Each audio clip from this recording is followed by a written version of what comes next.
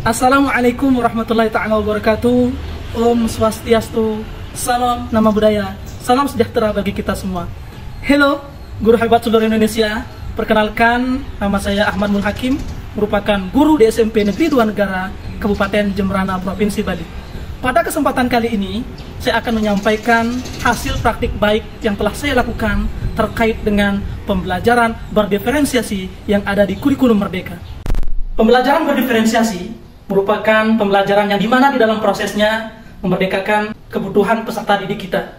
Kita tahu bersama bahwa kebutuhan anak berbeda satu dengan yang lainnya, mulai dari minat bakatnya, kemampuan kognitifnya, dan juga gaya belajarnya. Maka dari itu, implementasi pembelajaran berdiferensiasi dapat menjadi solusi yang tepat dalam merancang pembelajaran yang ideal, sehingga akan tercipta yang namanya kemerdekaan belajar bagi anak didik kita.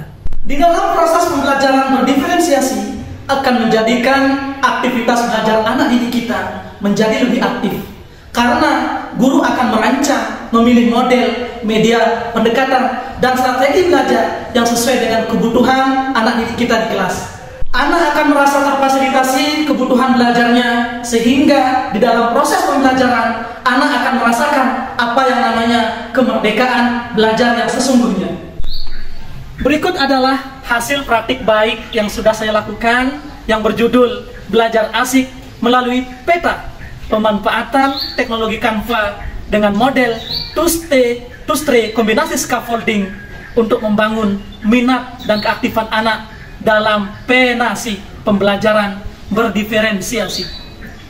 Bapak guru hebat seluruh Indonesia, sebelum melaksanakan proses pembelajaran berdiferensiasi, langkah awal tentu saya melakukan asesmen diagnostik kognitif dan non-kognitif, yang dimana bertujuan nantinya untuk mengetahui minat bakat anak, kemampuan kognitif anak, dan juga gaya belajar anak. Hal tersebut menjadi acuan bagi saya dalam menyusun strategi pembelajaran yang efektif dan inovatif di dalam kelas. Yang menjadi dasar saya menulis praktik baik yang berjudul Belajar Asik melalui peta pemanfaatan teknologi Canva dengan model two-stray dikombinasi scaffolding, di mana bertujuan untuk meningkatkan minat dan keaktifan anak di kelas. Hal tersebut dikarenakan minat anak pada mata pelajaran IPS saya nilai masih sangat rendah. Hal tersebut saya peroleh dari hasil survei yang telah saya lakukan. Dikarenakan minat yang rendah tersebut juga berdampak kepada keaktifan anak dalam proses pembelajaran di kelas. Berdasarkan permasalahan tersebut, saya nantinya akan merancang pembelajaran berdiferensiasi dengan tujuan dapat mengakomodir seluruh kebutuhan peserta didik yang saya ampu. Di mana kita tahu sendiri bahwa gaya belajar anak itu tidak sama dengan yang lainnya. Hal tersebut menjadi dasar bagi saya agar bisa menyusun strategi pembelajaran yang memang tepat, yang dapat meningkatkan minat dan juga keaktifan anak di dalam proses pembelajaran di kelas. Selanjutnya, pada tahap pelaksanaan proses pembelajaran yang dibagi ke dalam 3 tahapan, yaitu tahap pendahuluan, yang kedua tahap inti, dan yang ketiga tahap penutup.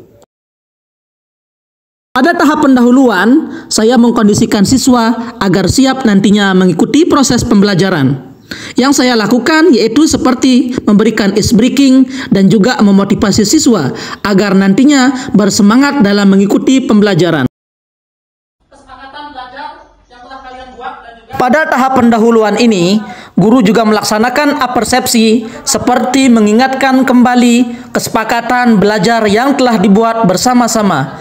Selanjutnya, guru menjelaskan tujuan pembelajaran yang akan dicapai pada pertemuan tersebut. Pertama, peserta didik dapat memahami pengertian.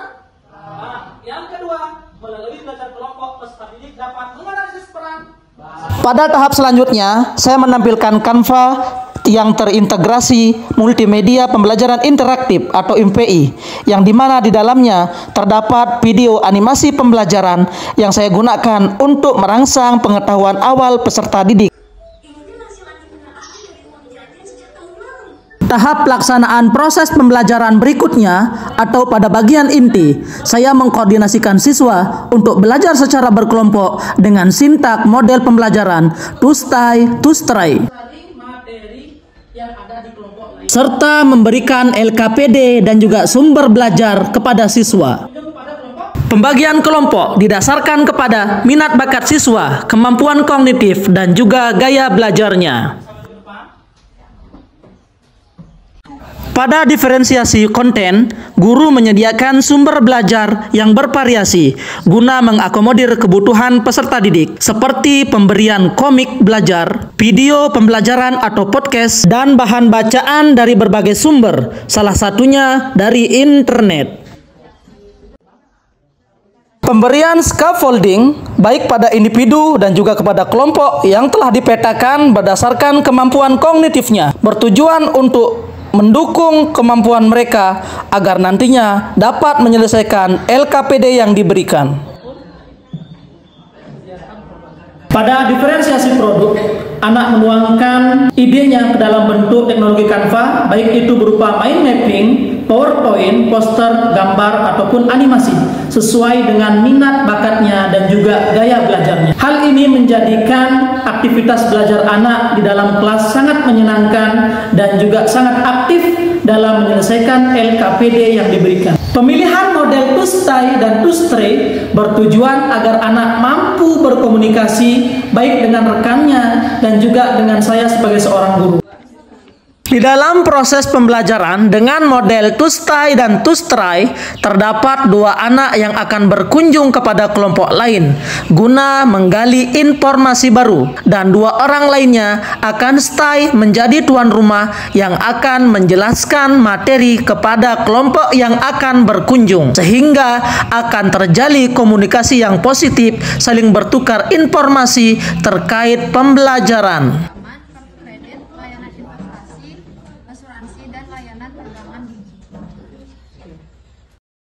Dengan penggunaan Canva dan juga barcode di dalam proses pembelajaran, memudahkan anak dalam berbagi informasi kepada kelompok lain, sehingga dapat menciptakan suasana belajar yang kondusif, efektif, inovatif, serta menyenangkan.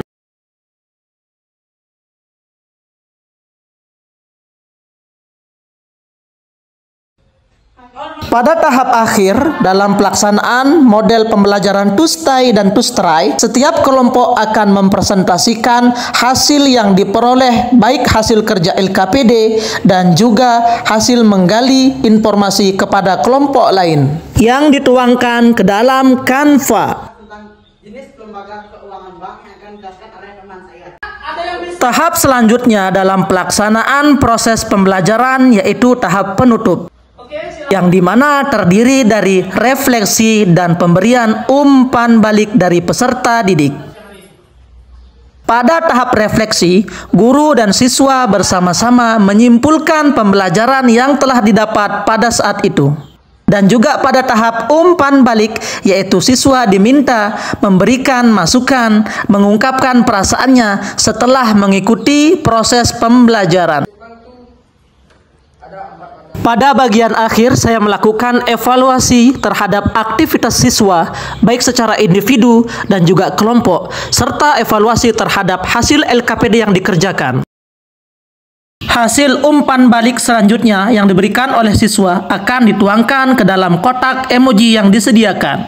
Pembelajaran berdiferensiasi Pak Hakim yang dilakukan di kelas sangat membuat saya menjadi aktif dan inovatif. Sangat asik, menarik, dan juga inovatif. Dapat melatih saya dalam berkomunikasi dan aktif di kelas. Dengan pembelajaran berdiferensiasi akan dapat mengakomodir kebutuhan peserta didik yang beraneka ragam.